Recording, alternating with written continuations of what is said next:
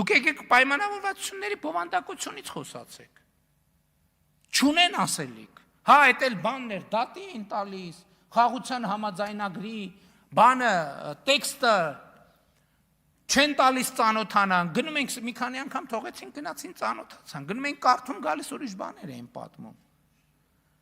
Բա հիմա հրապարակային է, ով է հիշում ընդդիմությունը, վերջին անգամ, երբ այս ամբիոնից եկե բռնել խաղաղության համաձայնագրի կամ չգիտեմ հռչակագրի տեքստը, սկսել տող կարդալ եւ բան անել։